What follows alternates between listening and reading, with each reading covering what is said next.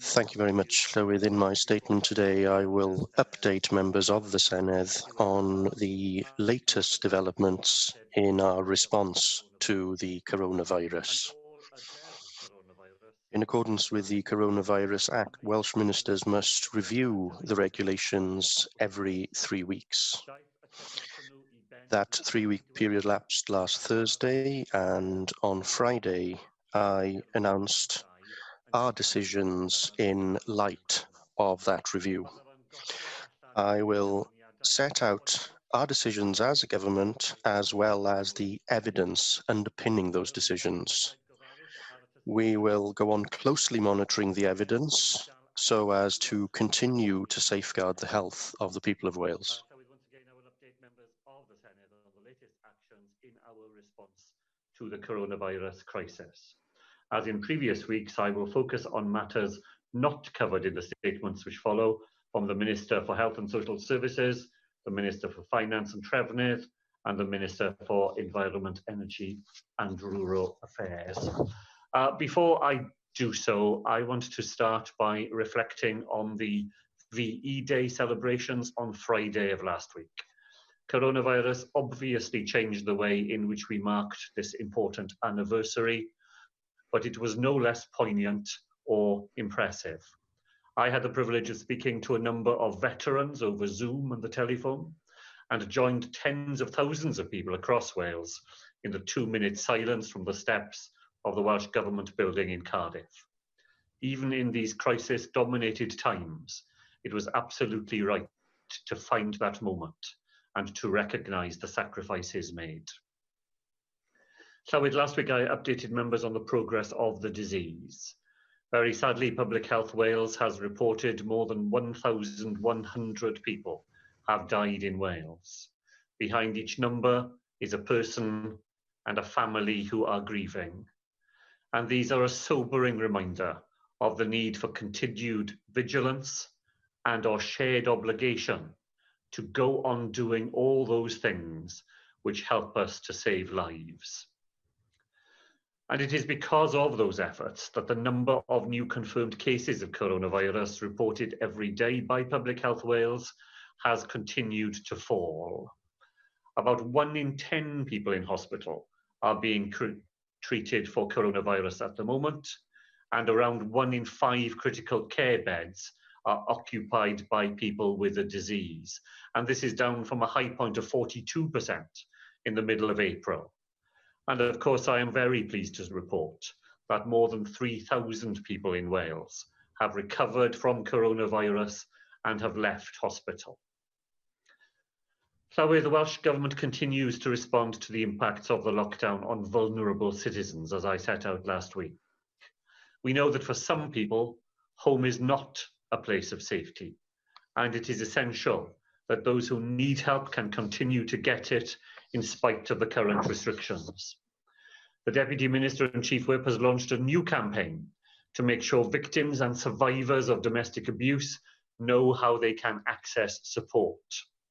It encourages bystanders to recognise the signs of domestic abuse and to seek support for those who are unable to help themselves. And in all this, Llywydd, the work of volunteers in the current crisis is genuinely inspiring. Thousands of people have offered their services. Thanks to the strong partnership structure we have in Wales, county voluntary councils and local authorities moved quickly to match volunteers with the people who need their help to provide both immediate and long-term support. In Carmarthenshire, for example, more than 360 people responded to a call for help from the local authority to set up furniture and equipment at the county's field hospitals within 24 hours of the appeal going live. And so the Welsh Government continues to recognise the crucial role of the third sector. Last week, we announced that thousands of small charities in the retail, leisure and hospitality sectors will receive a £10,000 business support grant to help them respond to the financial challenges of COVID-19. This new £26 million package will support an additional 2,600 properties with the rateable value of £12,000 or below. And that includes charity run shops, sports premises, and community centres, which until now have not been eligible for this type of support. Llywydd, I turn now to the statutory 3-week review of the lockdown regulations in Wales, which was completed by the Welsh Government last week. This was the second review to have been conducted, and it drew on the latest advice from the UK Scientific Advisory Group for Emergencies and the advice of the Chief Medical Officer for Wales. While we have passed the initial peak of infection and rates continue to fall, the clear advice from the experts is that it is too early for the restrictions to be lifted.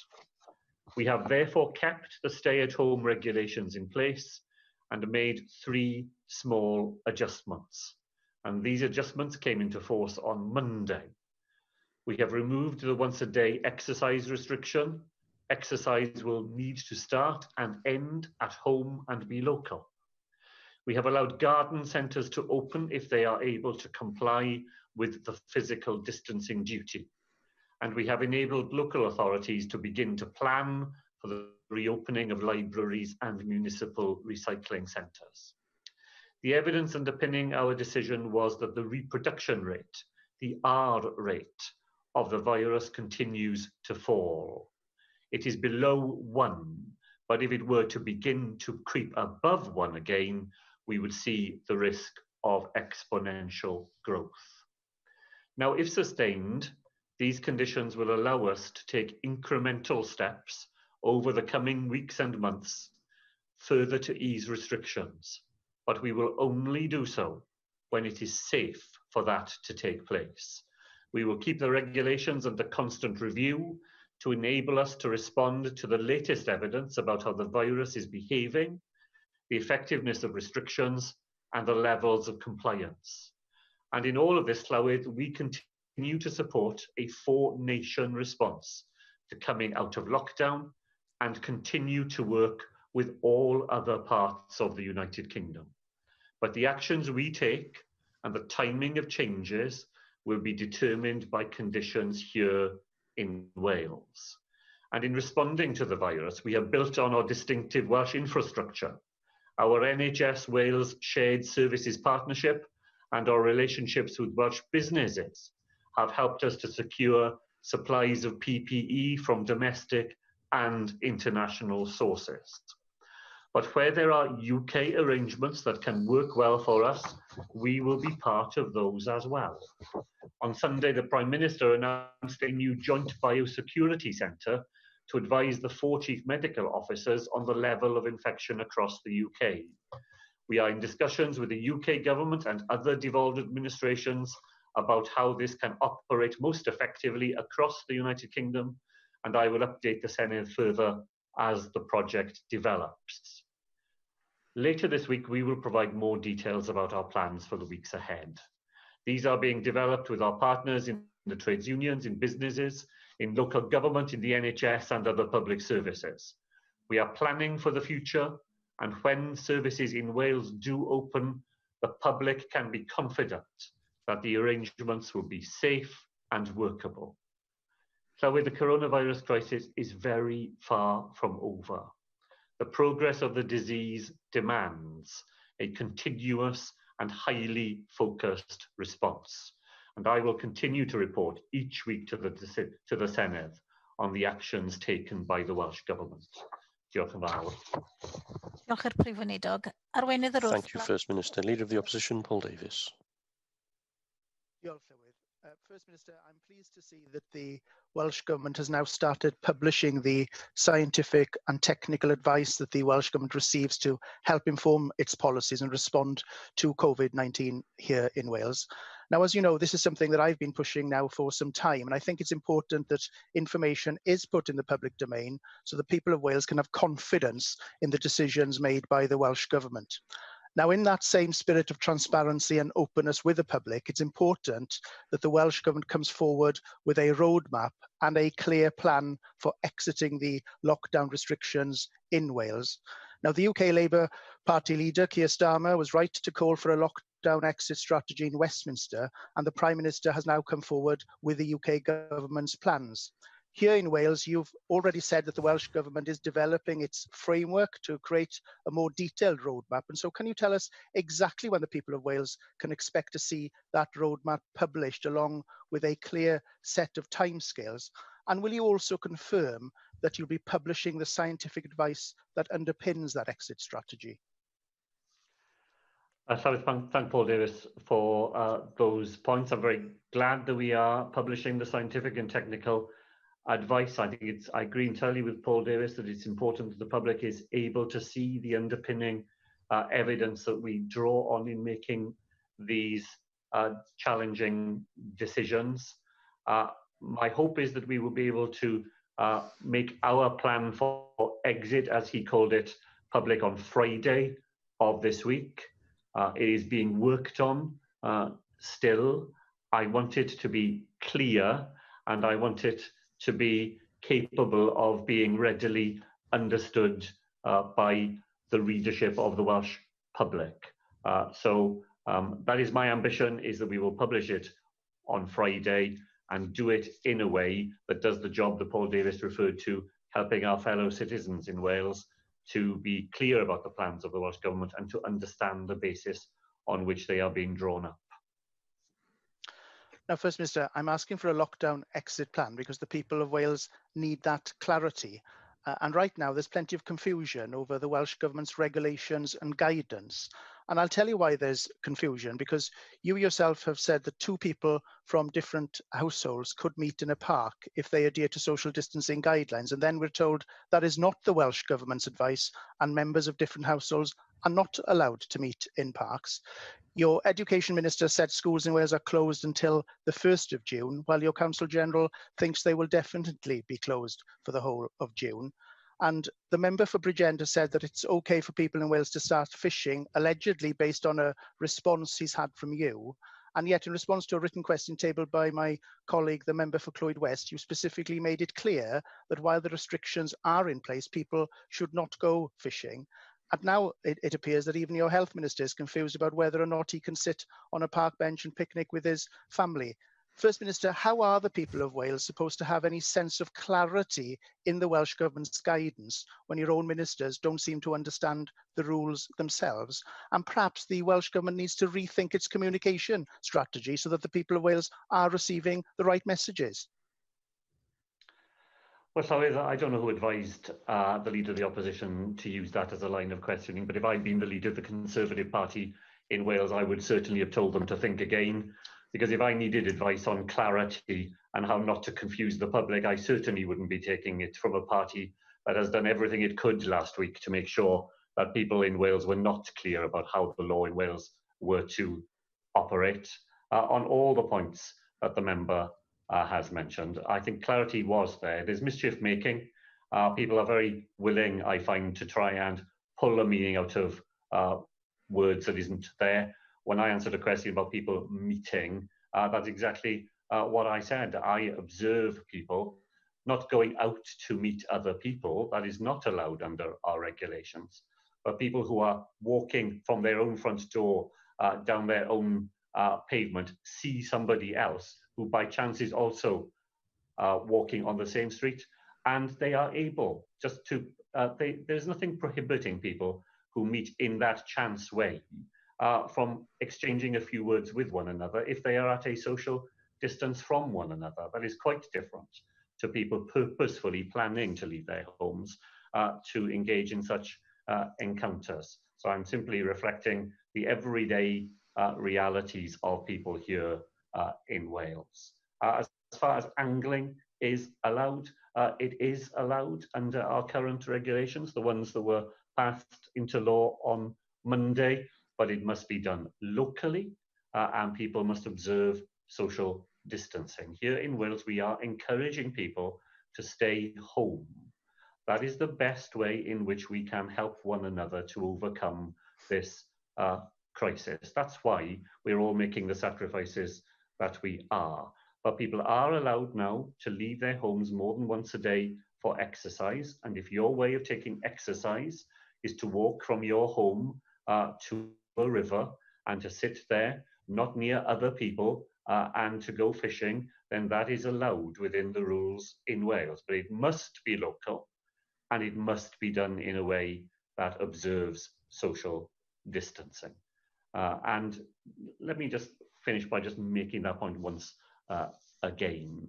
The question that people in Wales need to ask themselves is my journey away from my own front door necessary? If it's necessary, then you're allowed to do it within the terms of our regulations. But the best advice to us all is to minimize the amount of contact we have with other people, because that way the circulation of the virus can be suppressed and we can all go on providing to the safety of ourselves and the safety of others. Arweinydd Plaid Cymru, Adam Price. Plaid Cymru leader, Adam Price.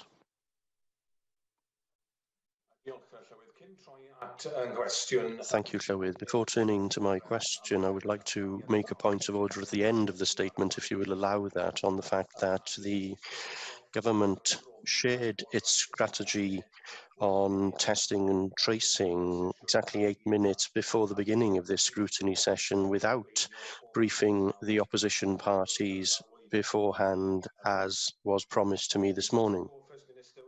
When asked by Channel 4's Andy Davis at the Daily Press Conference if the Welsh Government had gowns in its pandemic stockpile when coronavirus reached the UK, the Health Minister confirmed that to be the case. Was that in fact correct?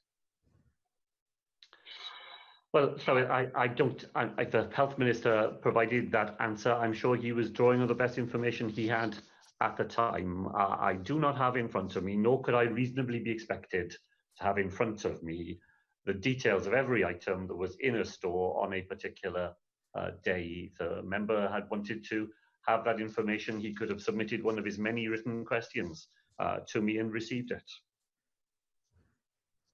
Well, First Minister, you wrote to me last week in response to a letter I wrote to you confirming that there were, in fact, contrary to what the Health Minister claimed, no gowns in the pandemic stockpile between June 2016 and February 2020. Now, in June last year, NERVTAG, the committee that advises the UK government on the pandemic stockpile, specifically recommended that gowns, which have been one of the main problem areas for PPE, be added to it. Now, when I previously raised that report with you, you said that you would go away and look at it. Can you therefore confirm that someone within Welsh Government saw that recommendation, and can you say when that happened? Or did the UK Government fail to share with you this potentially life-saving information? No, I can't answer that sort of detailed question here this afternoon. I'm perfectly happy to answer that sort of detailed question, but it's not one which I think is capable of being answered in the circumstances we are in. I'll pursue the points the member has made and reply to him. On gowns, let's be clear, we have managed to deal with the pandemic in Wales without ever having to tell the NHS in Wales that there wasn't a supply of the gowns that were needed. And as a result of contacts by the Welsh NHS and by the Welsh Government, we have been able to bring half a million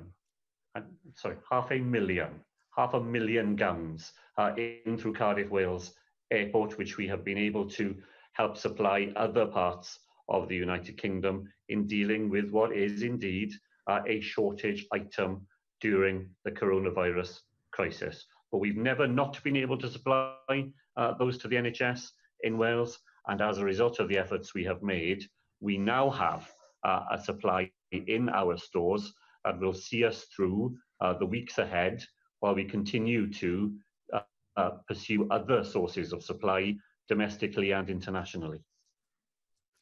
Arweinydd Plaid Brexit, Mark Leader of the Brexit Party, Mark Reckless. Diolch, Llywydd. First Minister, have you read Animal Farm? Why, when you cycle through Pont Canna to your allotment, did you think it okay for people to hang out with someone from outside their household? And you didn't say on their own pavement, but in the park. Do you not understand that while prohibiting people from driving to exercise may be fine for Pontcanna, it's not for many who live elsewhere? Have you thought what message it sends when your health minister relaxes on a bench in the sun with his family eating a takeaway when others doing that have been dealt with by the police? Which minister considered it so urgent to change the rules the next day that he evaded a prior vote of the Welsh Parliament? Rather than all being in it together at a time of national crisis, it seems that there are some who are more equal than others. Instead of working with the UK government to coordinate a coherent strategy, you seem to take pride in fiddling with rules just to make Wales a bit different. How is it grounded in distinctive Welsh values to require a 2-day gap between when garden centres can open in Wales and England? More significantly, we see the property market fully reopen in England today, while in Wales it remains in an indefinite lockdown. If that means we don't raise the taxes in Wales they do in England, how do we raise the money for our NHS? Will you be asking the UK government for a bailout?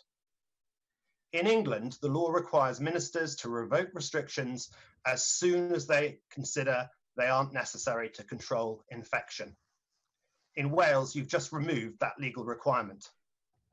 Instead, ministers can keep restrictions for up to 6 months, purportedly under your policy, if they have a high positive equality impact, or provide any opportunities for widening participation and a more inclusive society. First Minister, isn't it time you were held to account by the underlying UK law, which requires all restrictions to be reasonable and proportionate? Well, so the member is quite wrong in thinking that that law does not apply in Wales. It does apply in Wales. It continues to apply in Wales. Well, I think you just said a moment ago, and I can do without being interrupted, actually. I think you said a moment ago that Welsh ministers were no longer bound by the need to remove restrictions if they are found not to be proportionate to the need to deal with the crisis. So that is not the case. Welsh ministers are bound absolutely by that requirement and will continue to be so. I didn't entirely follow the points the member made at the start of his many questions, and I think I've dealt with a number of them already in relation to the point he made about moving in line with the United Kingdom. There was nothing at all stopping colleagues in England from deciding to allow access to garden centres on Monday of this week had they chosen to do so. We had already announced that our changes would begin from Monday. Had they wished to have a United Kingdom-wide approach to that, they could have done the same thing. It is possible, I know Mr. Eccles struggles with this idea, it is possible for people in England to come in line with what is happening in Wales, not just the other way around. And as for the property market, we don't plan to do what has been announced in England.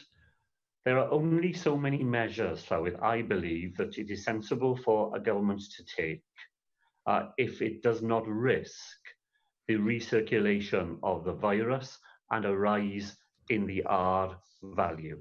The advice we had leading up to the changes we made were those three modest things were sufficient to keep R suppressed in Wales while offering some further freedoms to Welsh citizens.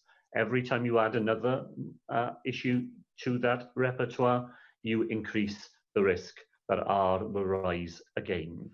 We took the view that allowing people to walk around other people's houses and in order to open the property market, that this was not the right point in the cycle to do that in Wales. That remains our view. We keep that, as well as everything else, under review because we are bound, quite unlike the member suggested, to remove restrictions when they are not proportionate to the nature of the crisis that we are facing.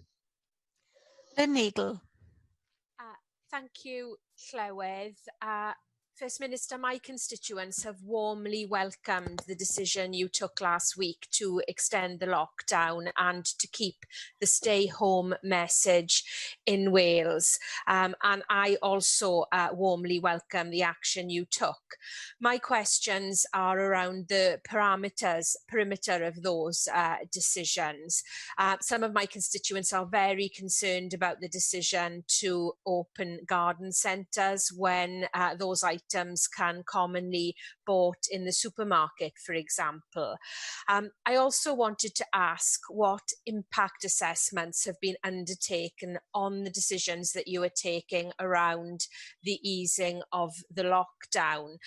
In particular, I'm concerned about the announcement yesterday that golf clubs are to reopen, and I think it's hard to understand that at a time when children are facing so many restrictions. We know too that social isolation is having a massive impact on people's mental health, particularly the most vulnerable and disadvantaged who can't access things like Skype. So my question is what children's rights impact assessments have been undertaken on these decisions that you are taking, and also what wider equality impact assessments are being taken? Diolch yn fawr. So I thank Linigo for those questions, and I think she's right. Her experience in Torfaen, I think, is mirrored across Wales. There has been support for the Welsh Government's position in only being willing to move out of lockdown in the most careful and cautious way. I think the decision on garden centres actually has been widely welcomed as well. Garden centres operate by and large in the open air. We know that the circulation of the virus is much less virulent in open air circumstances, and where garden centres are able to open and open safely, because they have to be able to do it in that way too, then the advice we had was that we should allow that to happen, and that there are other benefits to well-being and mental health from people being able to use those facilities and then to use the product of garden centres in their own homes. And each of the measures that we have considered has been evaluated against the tests that we set out in our framework document published over 2 weeks ago, that showed how we would assess the case for and the case against any specific moves which are of the sort that we announced on Monday. I think the point that Linigo makes about social isolation and children is a very important one. The lockdown doesn't come without its costs.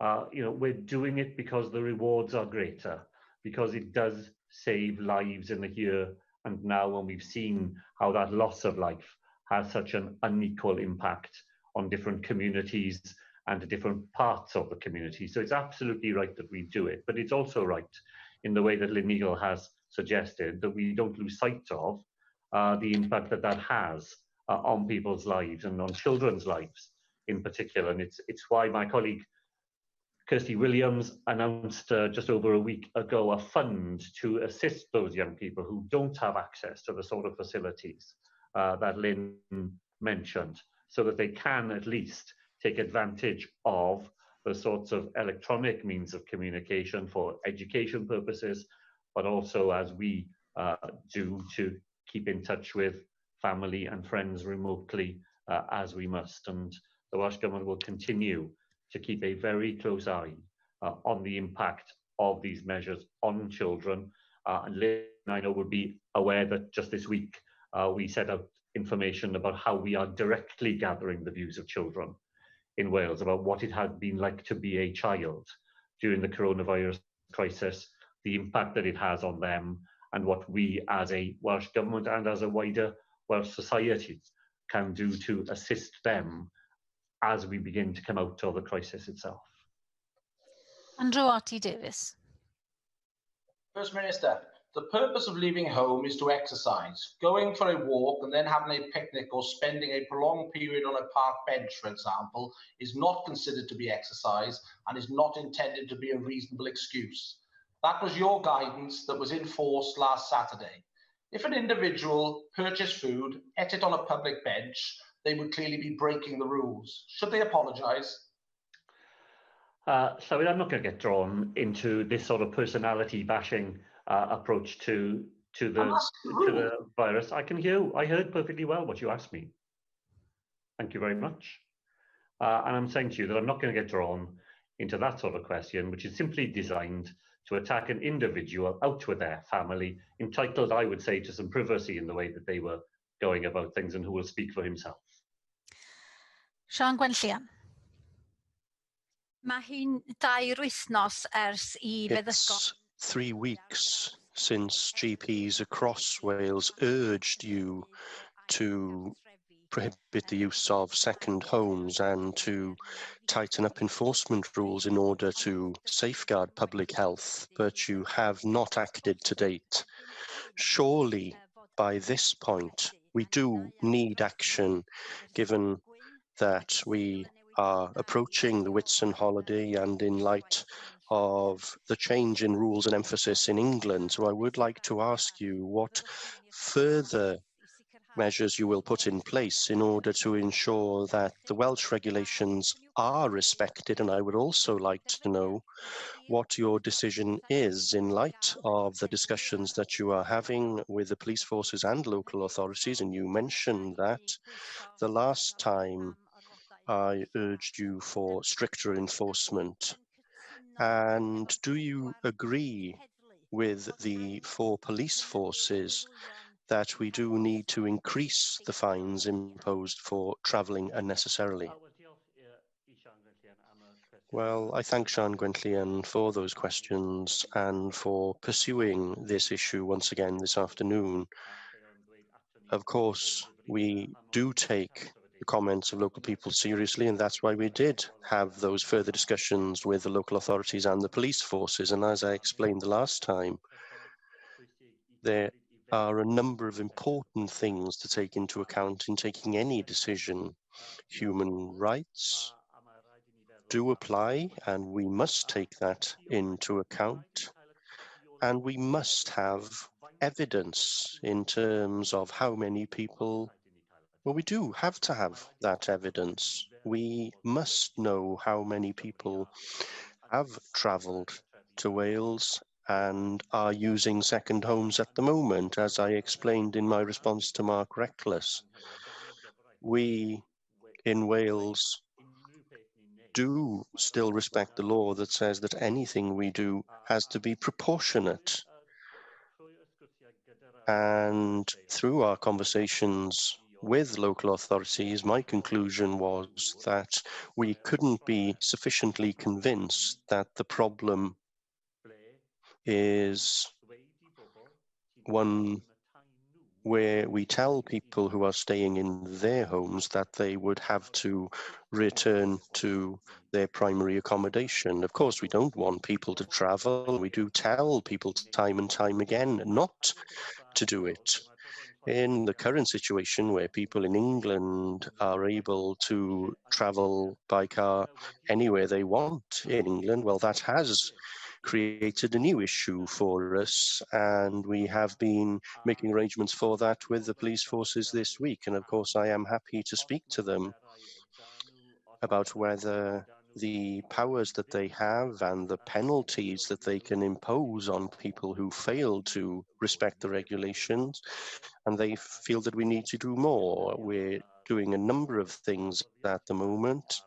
We're using signage on the M4 and in North Wales to convey that message to people who are travelling to Wales that they shouldn't do so unnecessarily. We're trying to get things in the press in England to explain to people why we're doing what we're doing here in Wales.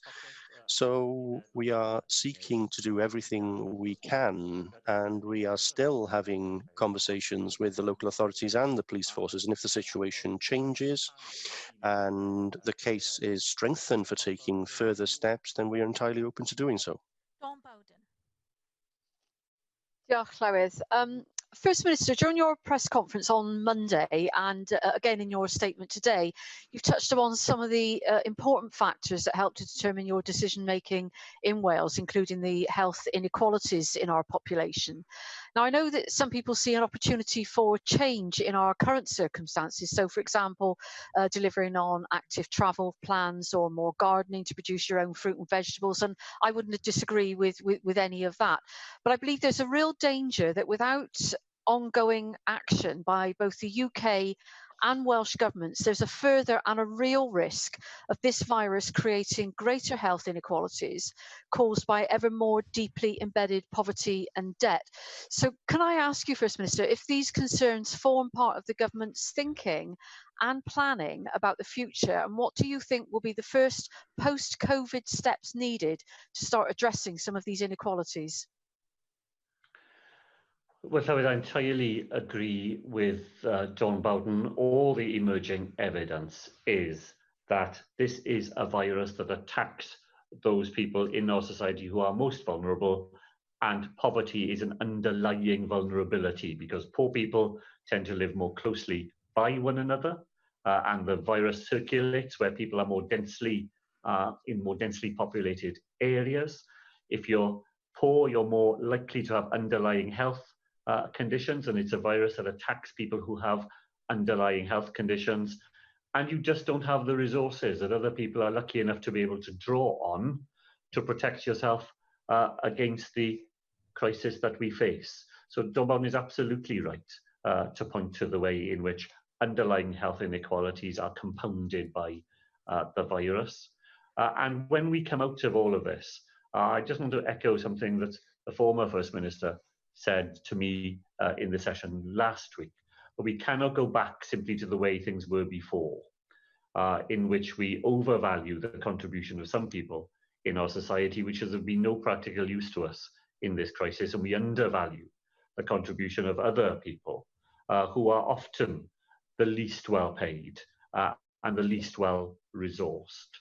So it's incumbent on us in the Welsh Government, certainly. It's why we put, as you know, for example, £11 million more into our discretionary assistance fund to get help directly to people, 11,000 payments made already directly for COVID-related purposes from the discretionary assistance fund, more than £670,000 paid to the poorest families in Wales. And the UK government will need to match that too.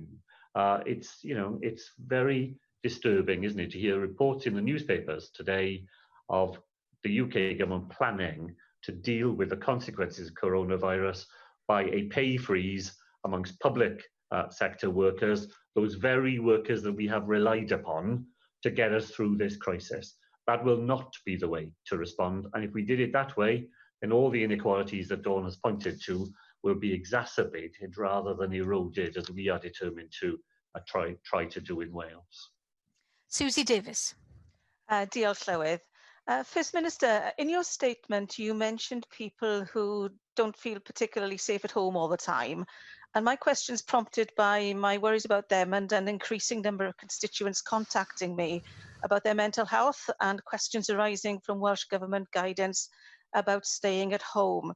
And just to be clear, this isn't about differences between England and Wales, but Welsh Government guidance itself, reflected actually in your confusing comments made a few days ago. When you publish it on Friday, will the scientific evidence on which you rely explicitly highlight the evidence which supports that a gathering of two people from different households is safe, or that it's safe for two people from different households to come across each other in a library, but not for two people from different households where there have been no symptoms for weeks, going for a socially distanced walk together deliberately as opposed to the chance meeting you referred to earlier? And will it also highlight the evidence which says that it's safe to drive and encounter anyone at a garden centre subject to the social distancing, but not safe to drive. You can walk or cycle, but not drive to your nearest lake or beach to go fishing by yourself? Or can you confirm that local and does in fact mean nearest in those circumstances? What always local means the common and everyday understanding of what local is. Our advice to people in Wales is stay home.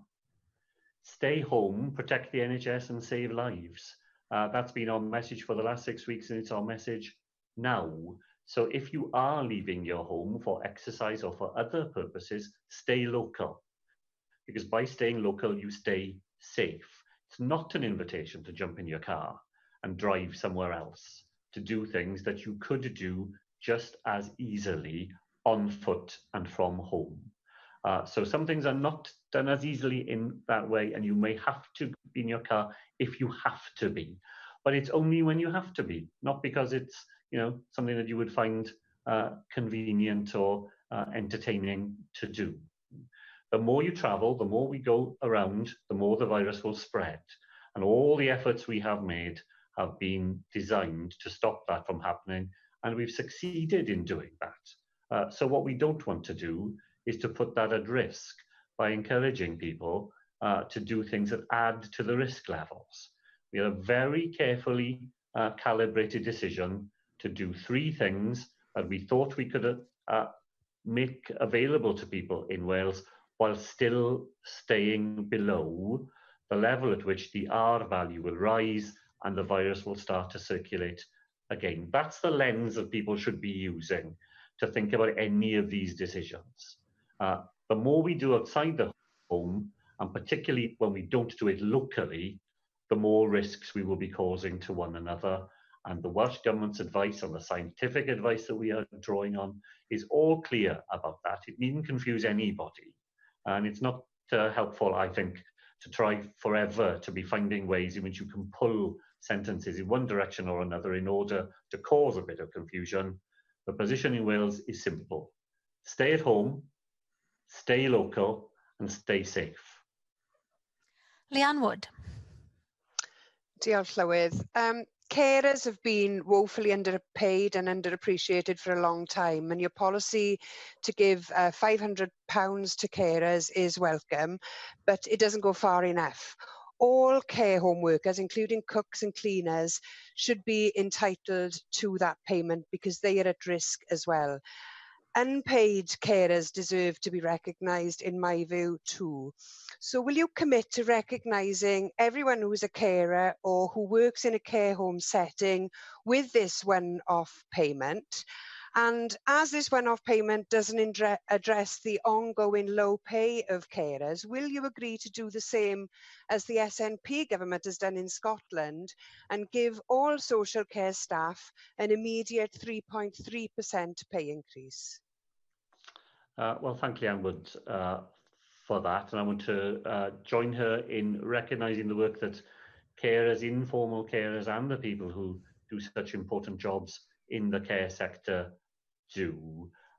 Our decision to offer £500 to all those people who provide direct personal care in domiciliary and residential settings was one that balanced our wish to provide that recognition against the current financial restrictions that we face.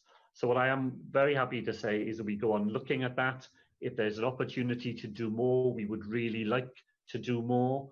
It is not about devaluing the contribution that other people who don't provide direct personal care, but provide other important services in the sector provide. But if you're devising a scheme, you have to have some criteria that the scheme can operate within, and you have to be able to deliver it with the budget that the Welsh Government has available. It's going to cost £32 million to provide for the 64,000 people who are covered by the scheme as announced, and we will continue to keep that under very careful review and see whether it is possible to do more in the future. We've chosen to do it that way rather than in the way that the Scottish Government has done, and our £500 I think has some advantages. in that it is a progressive measure. We're offering it to all care workers who provide personal care, however many hours they are working. So it makes the biggest difference to those who have the least. And in thinking of the question that Dawn Bowden was asking about inequality and our ability to try and make some impact on that, our scheme is designed with some deliberate aspects of it in order to make sure that the help is felt the most by those whose need for help is greatest. Jenny Rathbone. Thank you very much. I very much welcome the £500 that we've given to care workers, because they are very much in the front line of risk, looking after the most vulnerable people living in very close circumstances. I also very much welcome the mobile testing units that have been launched to enable residents and staff in care homes to get tested to see whether they've got the virus. But I'm sure you'll acknowledge that one mobile testing unit for the whole of Cardiff and the Vale is insufficient to cover all the care homes and all those vulnerable senior citizens who we need to protect. So I wanted to probe your plans for enabling us to massively increase the numbers of testing units. One report talks about 94 teams working 7 days a week. It would appear that we can't rely on health personnel unless we want to see all the other important health interventions they deliver abandoned, and I wouldn't want to see that. So I wondered what consideration has been given to recruiting other people. In your statement, you paid tribute to the voluntary sector, and I'm aware that in Sheffield, the pilot for testing and tracing, led by a retired director of public health, also involves volunteers in supporting the tracing aspect of it. Can I have a question from Jenny Rathbone now? So I wondered what the government's strategy for involving a whole army of new people, including volunteers, in the mass testing campaign required to take control of the spread of COVID-19 might be. Well, thank Jenny Rathbone for that question. Of course, we have plans to expand significantly the number of tests that we will be able to provide in Wales when we move into the new world of test, trace and protect. And that will involve new ways in which we can deliver tests directly to where people live, an expanded home testing regime, as well as the mobile testing units that we now have available. And of course, Jenny Rathbone is right that when we move to that more community-based system, we will need a lot more people to be involved in contact tracing. And she's right as well that we can't take those people from important health jobs that they are currently doing. Now, my colleague Vaughan Gethin will answer questions on this later this afternoon, Llywyd, and I know you don't want us to just go over ground we will both cover. But in the Test, Trace, Protect document that we have published earlier today, it says that we're looking for about 1,000 people in the first instance when the system begins. And we think that most of those people will come from local authorities, people who are not able to do the jobs they would normally do, but are being paid by local authorities and can then be put to work in this new way. The volunteers have done a fantastic job across Wales in the coronavirus crisis. We've had 7,000 people deployed on coronavirus-related activities across Wales, but those 1,000 people are going to be needed every week for many weeks to come. And volunteer circumstances are inevitably a bit volatile. You know, they may themselves go back to work, they may have other things they need to do. And our first thoughts at this stage are that recruiting those 1,000 people primarily through our local authorities, so people are being paid for the job they do, can devote their working week to doing it, that will be the way we will set about recruiting the staff we will need. Neil Hamilton. The reason for introducing the draconian restrictions upon human freedom and people's right to work started out as being to protect the NHS from being overwhelmed. It seems now to have morphed into stopping the R factor, the reproduction factor for the disease, from rising above 1. But does the First Minister not understand that this is a fool's errand? Professor Giesecke, the Swedish government's chief advisor on the coronavirus, wrote an article in The Lancet last week in which he said that the disease spreads almost always from younger people with no or weak symptoms to other people who will also have mild symptoms. There's very little we can do to prevent this spread. Lockdown might delay severe cases for a while. Once restrictions are eased, cases will reappear. I expect if we count the number of deaths from COVID in each country a year from now, the figures will be similar regardless of the measures taken. The First Minister said earlier, quite rightly, that the lockdown is a major generator of poverty and inequality.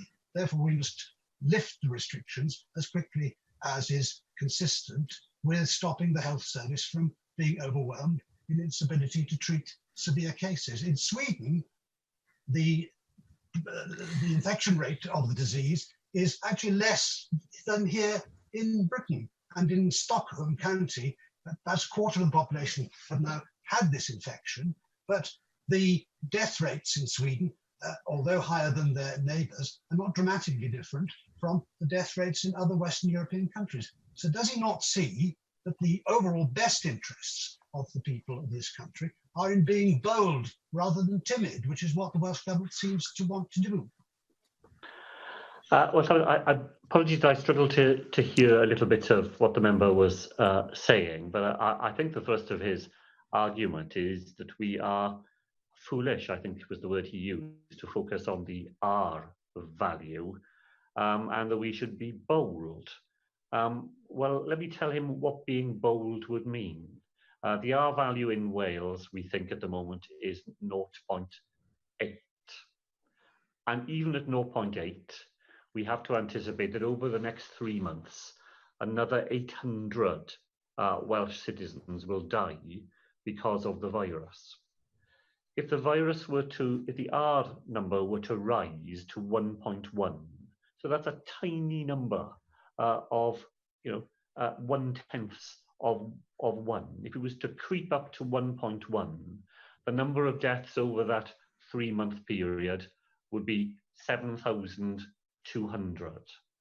So the price of being bold is the death of 6,500 people in Wales. I see the member doesn't agree, but I'm not making it up.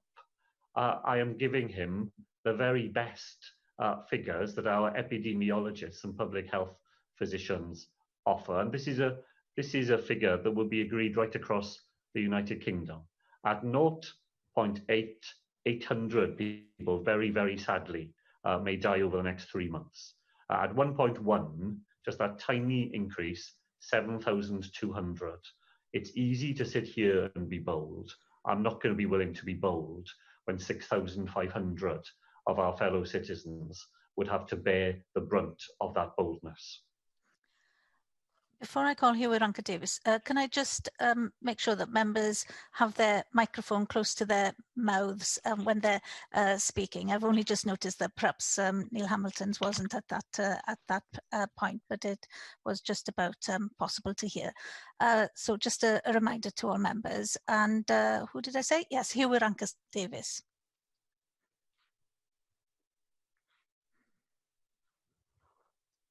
Diolch Llywedd, I hope you can hear me.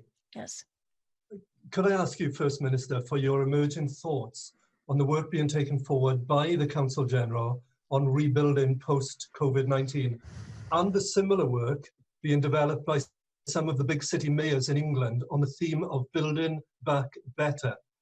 In this terrible ongoing tragedy of coronavirus, people have seen also firsthand the benefits of cleaner air, lower traffic, more livable streets and communities in places which were previously choked with pollution and congestion.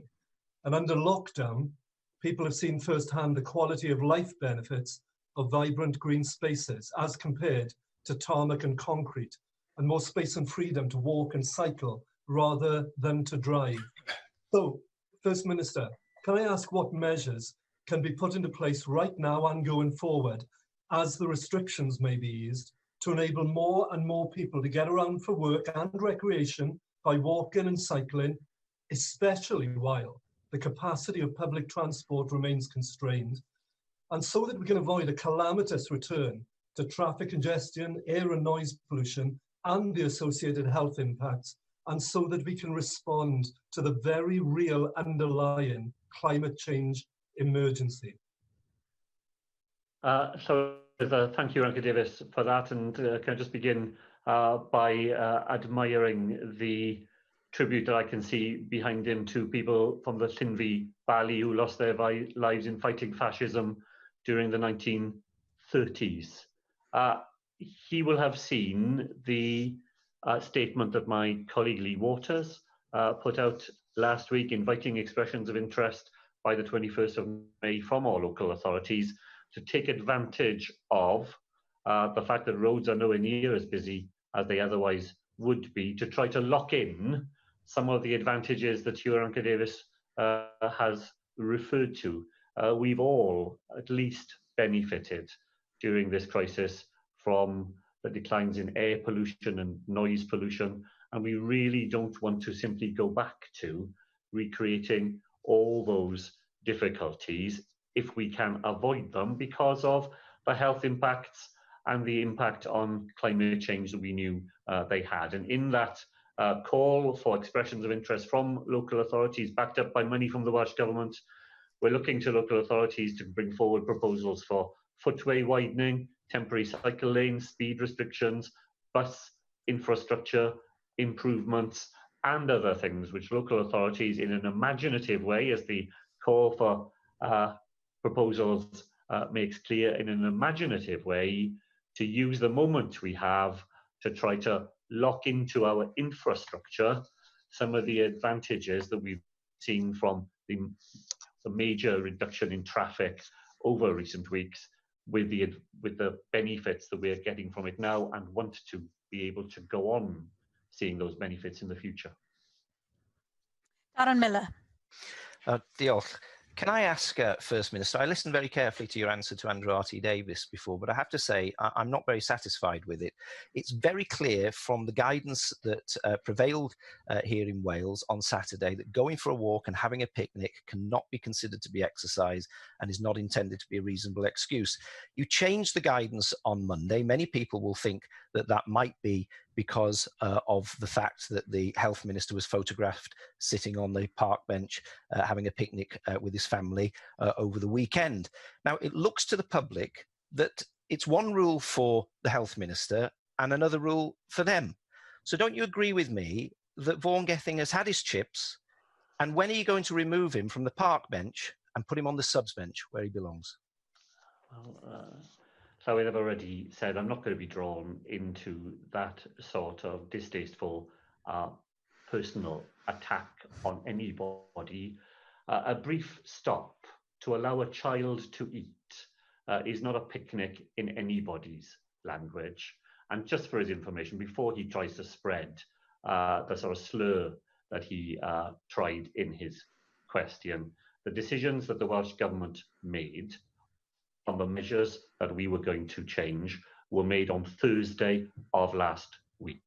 They were made in a cabinet meeting, which was properly and officially minuted. It had nothing to do with any incident that he is referring to, and he should stop trying to imply that it did. Helen Mary Jones. Diolch, Llywydd. I'm sure the First Minister will agree with me that while the extension to the job retention scheme, the furlough scheme, is welcome, it's really regrettable that we still have approximately 22,000 Welsh citizens who should have been able to be helped by that scheme, who are not because they were changing jobs at the time that the scheme was introduced. May I ask the First Minister for two things this afternoon? Will he commit to continuing, as I know the Economy Minister has already done, to advocate to the UK government for those Welsh citizens who have been inadvertently, I believe, but most unfairly excluded from the scheme? And will he also have discussions with the Welsh Minister for the Economy to see if there's any possibility that if the Chancellor remains intransigent on this matter, that the Welsh Government may be able to provide some assistance to those citizens who have been let down? I should be clear here, Llywydd, I'm not suggesting that the Welsh Government would be able to afford to replace based furlough, but there may be some other kind of assistance that can be provided if the Chancellor cannot be persuaded to include these people. So I was going to thank Helen Mary Jones for those very constructive suggestions. I will share with her, you know, we welcome the furlough scheme, we welcome its extension, and I think she's right as well that the unfairnesses in it, particularly to those people who were changing jobs at the time, was not an intentional unfairness, but it is a very real unfairness in the lives of those individuals, and we do and will go on putting those points directly to the UK government as evidence of some of the unintended aspects of the schemes put in place by the UK government become more apparent. Helen Mary Jones will know that we paused our own economic resilience fund to take stock of it, to see whether there is any fine-tuning that we could make to be able to meet some additional gaps in the provision made by the UK government. We're working hard inside the Welsh Government now to see if there are any further ways in which we might be able to collect some money together to bolster that fund still further. And I will absolutely make sure that I discuss with Ken Skates the plight of the people that Helen Mary Jones has highlighted this afternoon. John Griffiths. Diolch yn fawr, Llywydd. First Minister, as we go through this pandemic, it's becoming increasingly clear that there is greater incidence of the disease in our black and minority ethnic communities. And I know that there's work going on at a Wales and a UK level to try and understand the reasons for that and address it as effectively as possible. But as we move out of lockdown, First Minister, and perhaps we move towards trace, you know, identify, test, trace and protect, I think there's going to be a stronger need still to make sure that engagement with our ethnic minority communities, communication and messaging is everything that it needs to be, given language and cultural differences. So I just wonder whether Welsh Government will be stepping up its efforts to make sure that we are understanding and engaging with our ethnic minority communities ever more effectively, given that, you know, the particular threat posed to them by this terrible virus.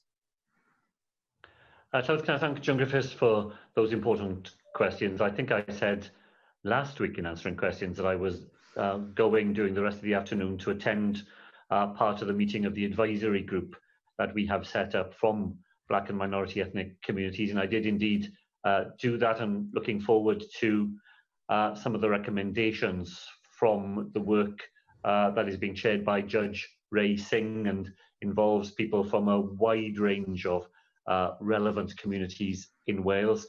The point that John Griffiths has made this afternoon was echoed in that part of the conversation that I was able to listen in on, which is that community level engagement will require a different sort of approach. And as we move into trace, test, protect, lots of what that will rely on will be web-based and telephone-based, but we will need some capacity of people able to walk around in communities and communicate with people in that way. So we're thinking that through. We're thinking through the points that John made about language and literacy and how we get messages into communities who are not likely to get their information or their advice from more conventional forms of media. So thank him for raising those points. I want to assure him that they were being debated in a lively way inside the advisory group, and that strand in their thinking is making a difference to the way in which the practical planning for the test, trace, protect service will be designed and delivered in Wales. Carwyn Jones. First Minister, Animal Farm has been mentioned, and I'm sure that Mark Reckless is doing a good impression there, being the boxer to Nigel Farage's Napoleon. I do hope, of course, he doesn't end up in the same way, nor would I want him to.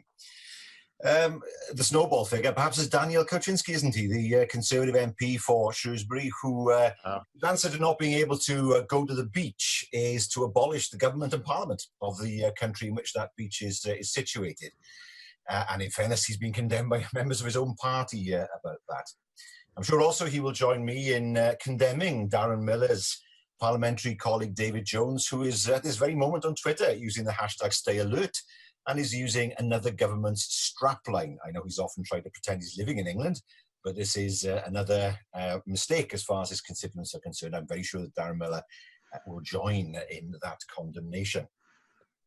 First Minister, do you agree with me that what we've heard today regarding the Health Minister is deeply misleading?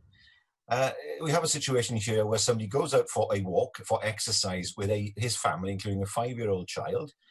They then have food because the 5-year-old child is hungry and they sit down and eat it. Well, I'm sorry, but nobody fair, rational, or indeed proportional in any way would see that as being anything wrong. And I'm suspicious about this because on Friday we had the announcement regarding what was happening in Wales. On Sunday in England, the Sun normally takes no interest at all in Wales. I wonder if the First Minister knows perhaps whether the Sun was put up to this by somebody, and the fact it's being used today does give me some cause for concern. Finally, First Minister, could I ask you this?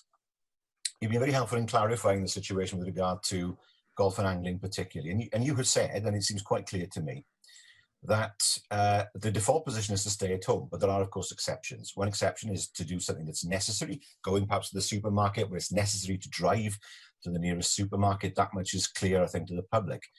But you've also said, of course, that exercise is another reason. Exercise is not necessary, but nevertheless it is permitted. And what is clear is that with exercise, there are more stringent rules in the sense that people should not drive to exercise. There's no need to do that anyway. That's not essential or necessary. But of course, what you've done today is to clarify the situation with regard to some sports and pastimes. With golf, I think it's probably right to say, isn't it, that golf clubs shouldn't really open, but golf courses could be open with appropriate safeguards and following the appropriate rules. When it comes to angling, of course. Can I ask the Carwyn Jones to come to his question, I know please? I'm trying your patience, Llywydd. So I thank the First Minister for providing the clarity again about angling. At the moment, it's not good weather for angling, I have to say. Yeah, we don't need to know what the weather's like. We all know that the weather's good. Can we come to the question? I'm simply going to say, can I thank the First Minister for the clarity he's provided with regards to golf and angling particularly, and of course the clarity that he's provided for the whole of the last few weeks, in contrast to what we've seen sometimes over the border in England. First Minister. Well, thank Karen Jones for those points. I think the position in Wales is clear. The advice is stay at home. You leave home by exception. And when you're engaging in one of the exceptions, then you stay as locally as possible for those exceptions, because that's the way in which we help to save lives. I agreed entirely with the points my colleague Karen Jones made about Vaughan Gethin and his family. I'm afraid I'm not a reader of the Sun newspaper, so I'm not able to help the former First Minister there. Let me go to the big points that he made at the start of his contribution. I want to be clear, Llywydd, the Welsh Government believes in a four-nation approach. We think we've still got a four-nation approach because all parts of the United Kingdom are still moving in the same direction, in the same careful and cautious way. What you don't want is to turn the legitimate use of the powers of the Senedd to fine-tune those things so they fit for Wales into something that is divisive, as the Member of Parliament for Shrewsbury so clearly deliberately set out to do, or indeed confusing. And the advice in Wales is clear. Stay home, protect the NHS, save lives. All Members of Parliament should be telling Welsh citizens the position that is here in Wales, and it is only confusing where people try to do something different.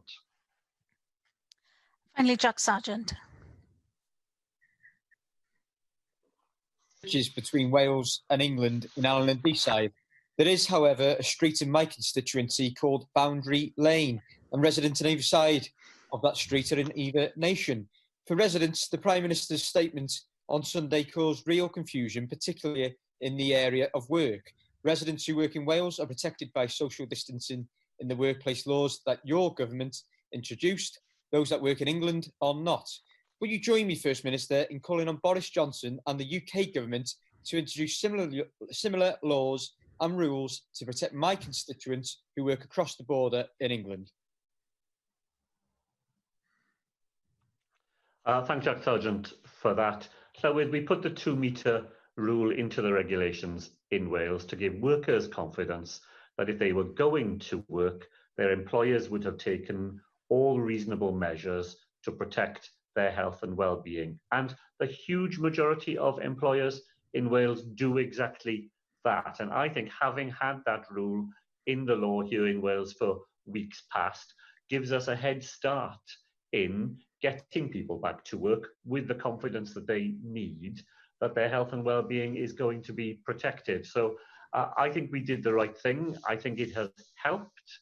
I think that it would help in other parts too to have that rule there in the law, because it's one thing to encourage people to do something, another thing to give them confidence that in a time where people are fearful for their own safety and the safety of their families, that they can do the things they're being encouraged to do in a way that does not put them at risk. We've worked really hard here in Wales with our trade unions, with our employers and employer organisations, and I think that is paying dividends in allowing Welsh citizens to go back to work knowing they're safe, and people who live in Wales and work on the other side of our border are entitled to an equal level of insurance. Diolch i'r Prif Weinidog. Pwynt o drefn gan I thank the First Minister. Point of order from the Leader of Plaid Cymru, Adam Price.